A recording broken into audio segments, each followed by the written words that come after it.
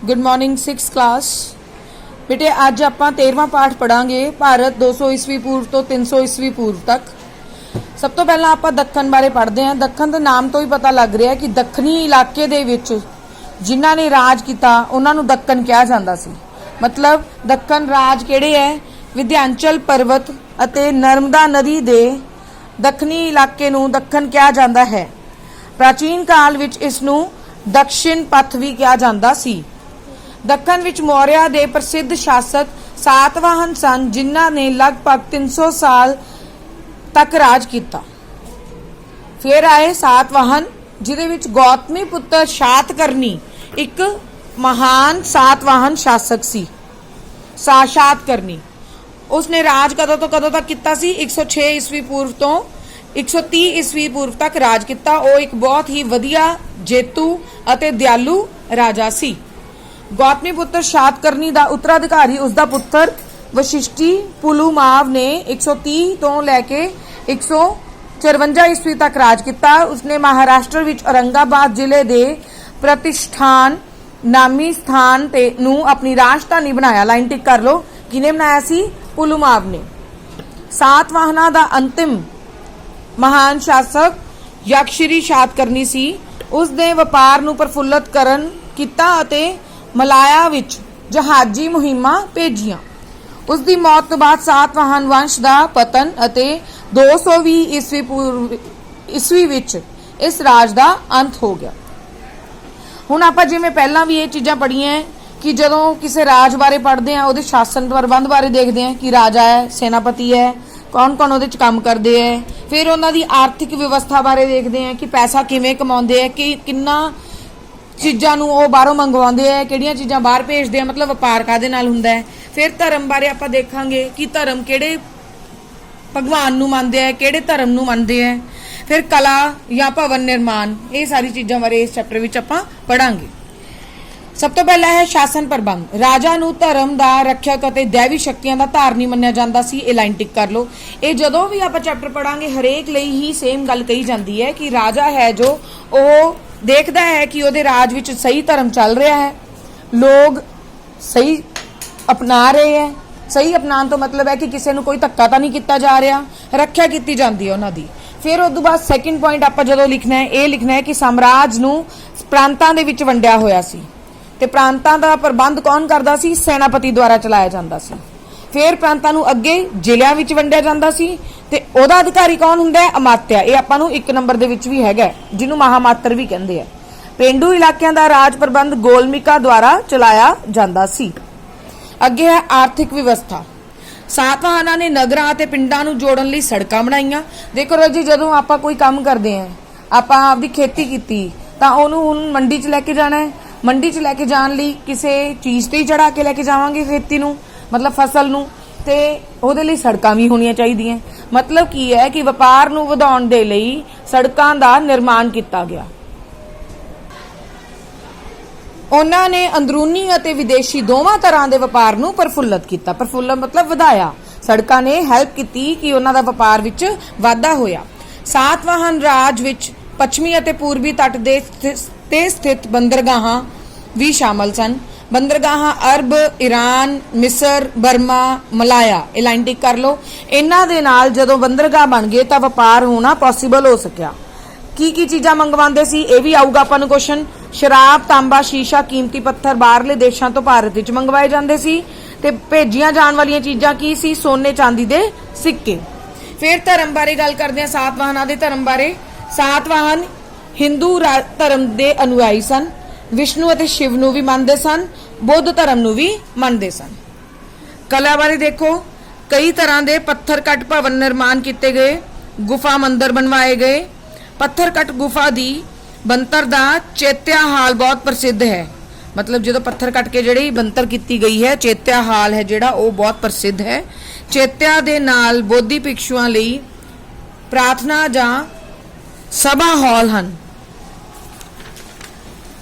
जो पत्थर कट विहारां ते मठां दे नेड़े बनाए गए। एक विहार विच एक हॉल जिसका दरवाजा उपर वाली एक वरांडे विच खुलदा सी। सातवाहना ने बहुत सारे स्तूप भी बनवाए। लाइन टिक करो। सांची दे स्तूप वालों अमरावती ना दा स्तूप बहुत सुंदरता नाल सजाया गया है। तुहानूं पुछया भी जांदा सांची दा स्तूप हुंदा जिहड़ा, सांची दा स्तूप दी गल कीती जांदी है। इस विच बुद्ध दे जीवन दी सारी कहानी नूं दर्शाउंदे होए चित्र तराशे गए सन। याद रखना है, ठीक है। सांची दे स्तूप विच किस बारे गल कीती गई? बुद्ध दे जीवन दे सारांश बारे। घट साल अते नागार्जुन कोंडा विखे गोदावरी डेल्टा विच स्तूप स्थापित किए गए, परंतु वो हुण नहीं हैं। अगे आपां गल करते हैं दक्षिण अते दक्षिणी भारत की महाभाषाण संस्कृति। ये बहुत सौखा पैराग्राफ आऊगा ਇਹਦੇ ਵਿੱਚ ਆਪਾਂ एक चीज़ पढ़ांगे कि ਜਦੋਂ ਲੋਕਾਂ ਦੀ मतलब ਉਹਨਾਂ ਨੇ ਕਿਵੇਂ ਭਾਂਡੇ, ਕਿਹੜੇ ਹਥਿਆਰ, ਕਿਹੜੇ ਔਜ਼ਾਰ ਵਰਤੇ, ਕੀ ਉਹਨਾਂ ਦੀ ਮੰਤਾਵਾਂ ਸੀ, ਉਹਨਾਂ ਸਾਰੀ ਚੀਜ਼ਾਂ ਬਾਰੇ ਪੜਾਂਗੇ ਕਿ ਜਦੋਂ ਬੰਦੇ ਦੀ ਮੌਤ ਹੋ ਜਾਂਦੀ ਹੈ ਤਾਂ ਉਹਨੂੰ ਦਫਨਾਉਣ ਵੇਲੇ ਉਹਦੀਆਂ ਯੂਜ਼ ਕੀਤੀਆਂ ਵੀਆਂ ਚੀਜ਼ਾਂ ਨੂੰ ਨਾਲ ਹੀ ਦਫਨਾ ਦਿੰਦੇ ਸੀ।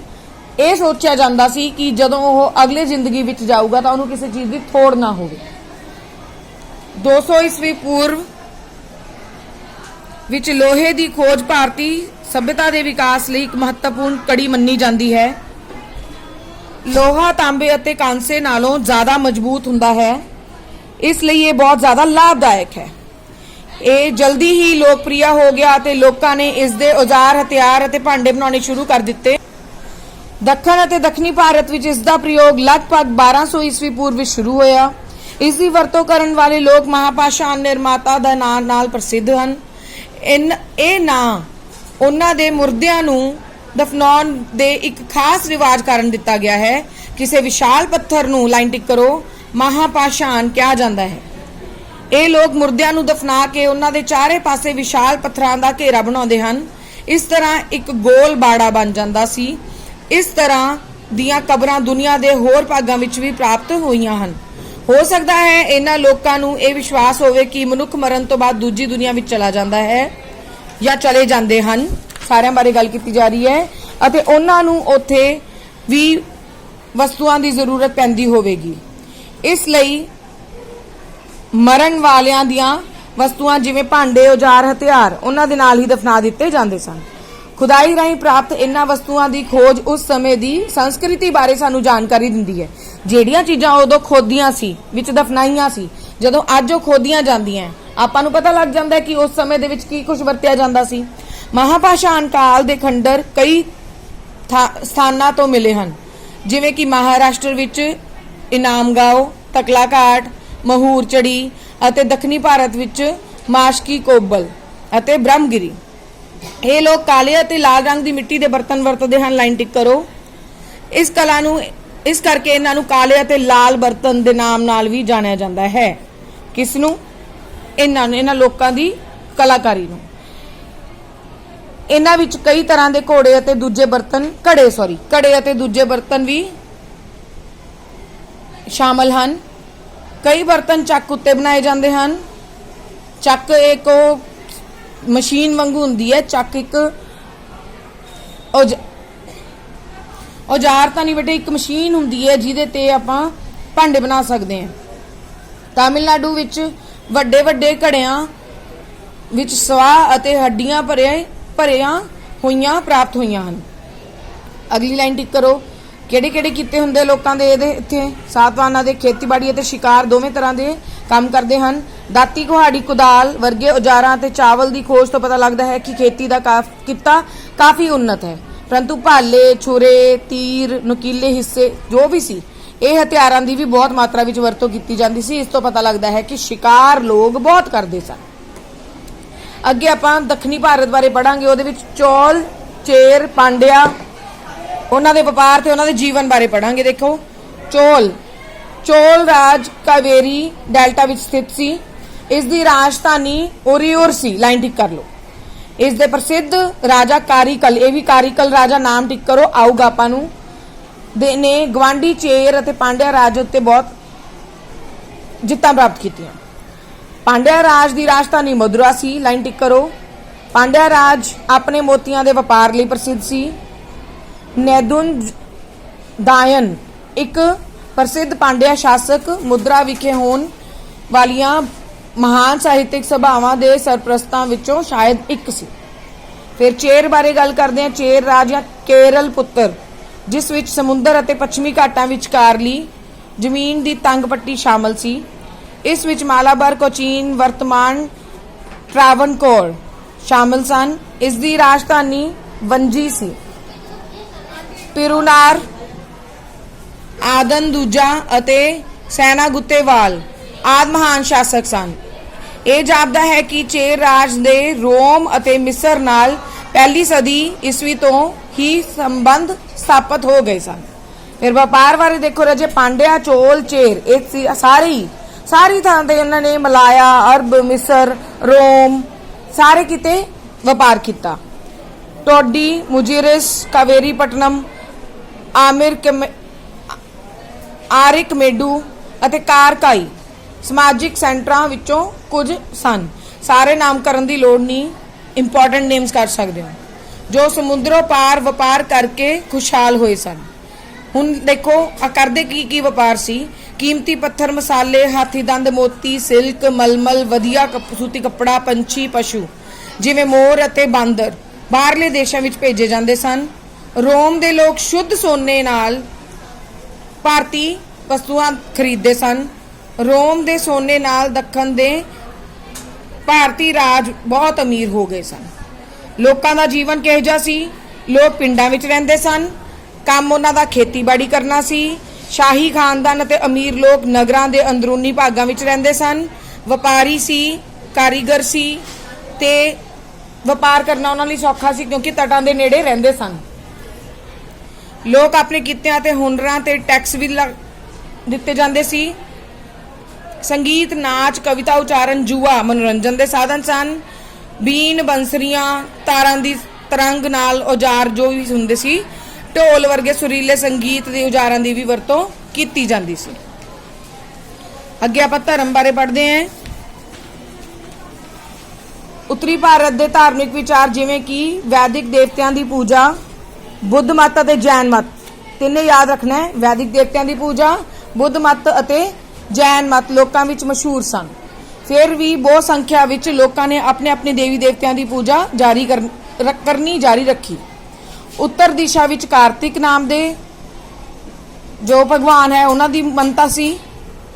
दक्खन विच एक प्रसिद्ध देवता सी मॉर्गन दी गल ओही गल कीती गई है। तटी इलाकिਆਂ विच रहन वाले लोकां दा एक वड्डा हिस्सा भी समुद्री देवतियां की पूजा करदा सी।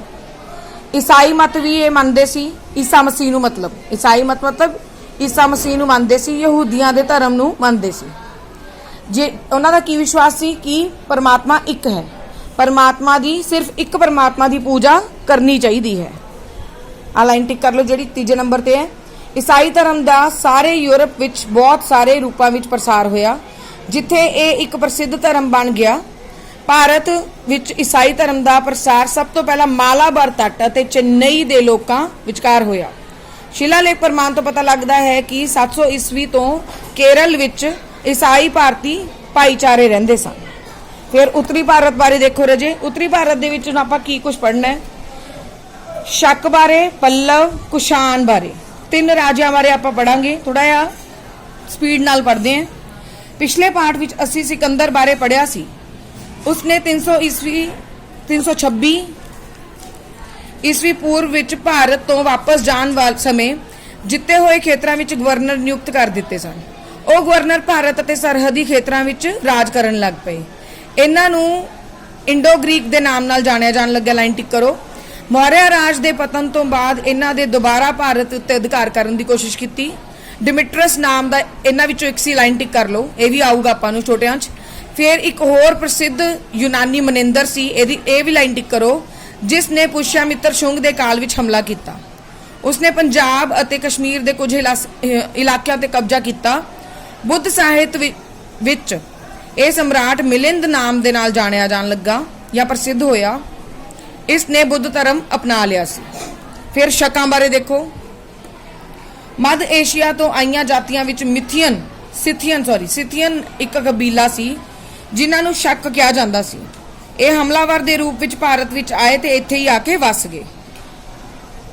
शुरू में शਕਾਂ दीयां बस्तियां उत्तर पश्चिमी पंजाब, उत्तर प्रदेश में मथुरा और मध्य भारत में सन।